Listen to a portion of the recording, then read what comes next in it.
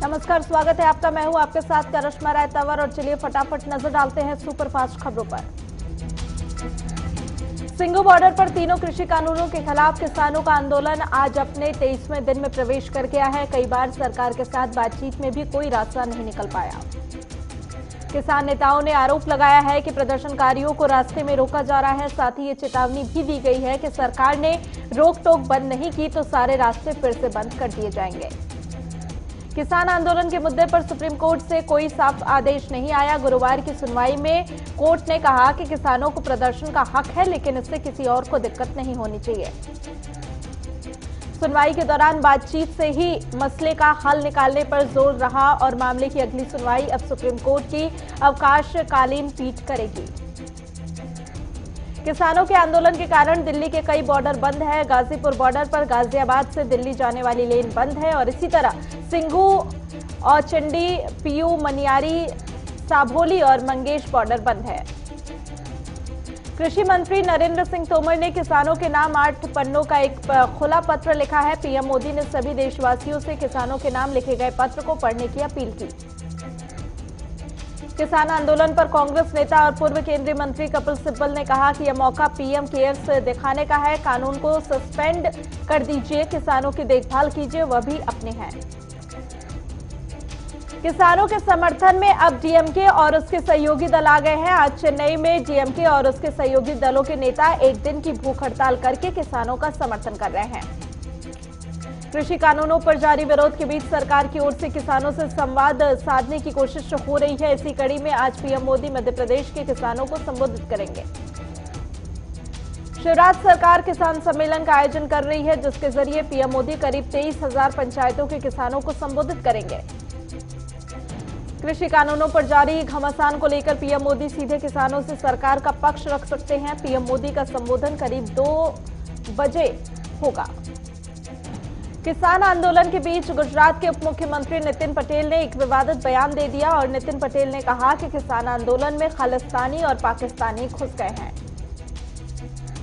कृषि कानून के विरोध में हो रहे प्रदर्शन के बीच मध्य प्रदेश में बिजली के दाम बढ़ा दिए गए। मध्य प्रदेश विद्युत नियामक आयोग ने 2020 से 21 के लिए नया टैरिफ जारी किया है। सूबे में नए टैरिफ के कारण बिजली की दरें 1.98 महंगी हो गई हैं। नए टैरिफ के चलते किसानों के साथ साथ मध्य प्रदेश की जनता पर महंगाई की मार पड़ी है। बिजली की दरों में बढ़ोतरी के बाद पूर्व मुख्यमंत्री कमलनाथ ने शिवराज सरकार पर निशाना साधते हुए कहा कि बढ़ती महंगाई पर कांग्रेस कल प्रदर्शन करेगी। कमलनाथ ने ट्वीट करते हुए लिखा कि अब की बार महंगाई से राहत देने वाली सरकार का नारा देने वाली भाजपा जनता को महंगाई की आग में निरंतर झोंक रही है। बीजेपी के कई नेताओं ने ममता सरकार के खिलाफ सुप्रीम कोर्ट में एक याचिका दाखिल की है, जिसमें उन्होंने अपील की है कि उनके खिलाफ पश्चिम बंगाल में दर्ज आपराधिक मुकदमों को रद्द किया जाए। याचिका में बीजेपी नेताओं ने ममता बनर्जी पर आरोप लगाया कि राजनीतिक विद्वेष के चलते ममता बनर्जी सरकार ने उनके खिलाफ मुकदमे दर्ज किए, इसलिए सुप्रीम कोर्ट इन मुकदमों को रद्द करे। कांग्रेस अध्यक्ष सोनिया गांधी ने पार्टी के शीर्ष नेताओं की कल बैठक बुलाई है। इस बैठक में सोनिया गांधी पार्टी के 23 असंतुष्ट नेताओं से भी मुलाकात करेंगी।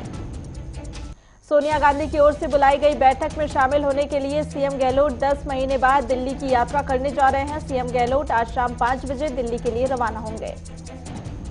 राजस्थान के अशोक गहलोत सरकार के आज 2 साल पूरे हो गए हैं, लेकिन कोविड-19 महामारी को देखते हुए सरकार ने दूसरी वर्षगांठ बेहद सादगी से मनाने का निर्णय लिया। सीएम गहलोत ने निर्देश दिए हैं कि इस बार वर्षगांठ के कार्यक्रम वर्चुअल माध्यम से आयोजित किए जाएंगे। इस मौके पर कई योजनाएं एवं विकास कार्यों का लोकार्पण, शिलान्यास एवं शुभारंभ भी किया जाएगा।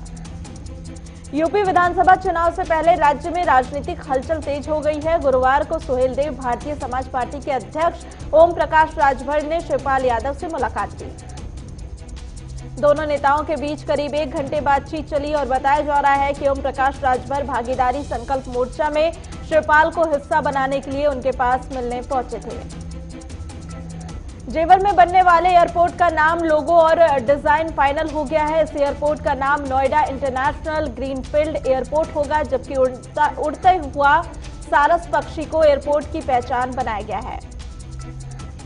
सीएम योगी ने इस एयरपोर्ट का नाम, लोगो और डिजाइन को मंजूरी देते हुए कहा कि यह विश्व के बेहतरीन हवाई अड्डों में से एक होगा और इस एयरपोर्ट को ग्लोबल ब्रांड के रूप में प्रस्तुत किया जाएगा। उत्तर प्रदेश के पूर्व मंत्री गायत्री प्रसाद प्रजापति के बेटे अनिल प्रजापति को गिरफ्तार कर लिया गया। अनिल प्रजापति पर जालसाजी, धोखाधड़ी समेत कई मुकदमे दर्ज हैं। देश में कोरोना संक्रमित की संख्या 99 लाख के पार हो गई है, जबकि कोरोना मृतकों की संख्या 1,44,789 हो गई है।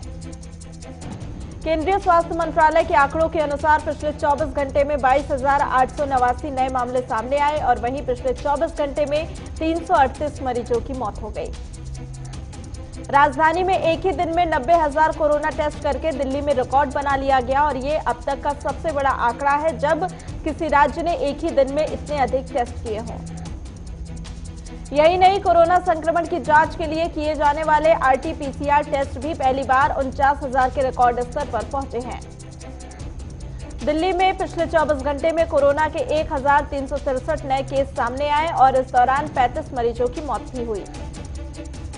दिल्ली और एनसीआर के कुछ क्षेत्रों में बीती रात करीब 11:45 पर भूकंप के झटके महसूस किए गए और रिएक्टर स्केल पे भूकंप की तीव्रता 4.2 थी।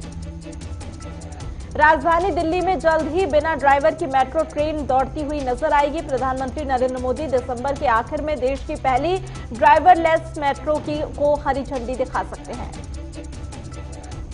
दिल्ली में बगैर हाई सिक्योरिटी रजिस्ट्रेशन प्लेट और कलर कोडेड स्टिकर वाले वाहनों का करीब 11,000 रुपए का चालान काटा जा रहा है। एक नियम का उल्लंघन करने पर जुर्माना 5,500 रुपए है। पहाड़ों पर हो रही जोरदार बर्फबारी से मैदानी इलाकों में पाला पड़ रहा है और दिल्ली और उसके आसपास के इलाकों में बर्फीली हवाओं से पारा लुढ़क कर 3 डिग्री पहुंच गया है। हिमाचल प्रदेश में केलांग, मनाली और कल्पा में पिछले 24 घंटे में तापमान 0 से नीचे दर्ज किए जाने के साथ ही शीतलहर की स्थिति बनी हुई है। दिल्ली में आज सुबह का तापमान 3 डिग्री के आसपास दर्ज किया गया और दिल्ली में इस मौसम का सबसे ये कम तापमान था, जिसने पिछले 10 साल का रिकॉर्ड भी तोड़ दिया। इसी बीच मौसम विभाग ने राजधानी दिल्ली के लिए ऑरेंज अलर्ट जारी किया। मौसम विभाग के मुताबिक दिल्ली में आज दिन भर जबरदस्त ठंड रहेगी और शीतलहर भी चलने के अनुमान है। राजस्थान के पर्यटन स्थल माउंट आबू में पारा एक बार फिर से जमाव बिंदु से नीचे चला गया। माउंट आबू में न्यूनतम तापमान 0 से 1 डिग्री सेल्सियस दर्ज किया गया। हिमाचल प्रदेश में फरवरी 2021 तक प्रदेश में आम आदमी पार्टी के संगठन का पुनर्गठन होगा। नए पदाधिकारियों की तैनाती की जाएगी।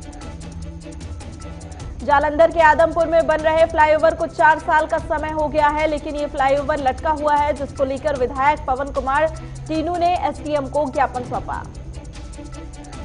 बागपत में बुलाई गई सर्व खाप की पंचायत ने ऐलान करते हुए कहा कि 19 दिसंबर से दिल्ली यमुनोत्री हाईवे जाम करेंगे। पंचायत में कई खाप पंचायतों के मुखिया शामिल हुए। पटियाला के राजपुरा में भारी मात्रा में नकली सैनिटाइजर बनाने का सामान बरामद किया गया। पुलिस आगे की जांच कर रही है। मुजफ्फरनगर में डीएम ने गंगा घाट का निरीक्षण किया और कहा कि आगामी 10 दिनों में घाट का सौंदर्यीकरण कर कस्बे के लोगों को तोहफा दिया जाएगा। बस्ती में बिजली विभाग के जेई को एंटी करप्शन टीम ने 10,000 रुपए की रिश्वत लेते हुए रंगे हाथों पकड़ा और उसे जेल भेज दिया। रामपुर में कैबिनेट मंत्री मुख्तार अब्बास नकवी ने हुनर हाट का निरीक्षण किया और यह आयोजन 10 दिन तक चलेगा। जोधपुर पुलिस ने 8 क्विंटल अवैध डोडा पोस्ट के मामले में वांछित चल रहे अपराधी को गिरफ्तार किया। बेंगलुरु में प्रदेश अध्यक्ष डीके शिवकुमार ने कांग्रेस कार्यकर्ताओं पर हुई फायरिंग पर आपत्ति जताई और कहा कि राज्य में राजनीतिक दुश्मनी हर दिन बढ़ती जा रही है।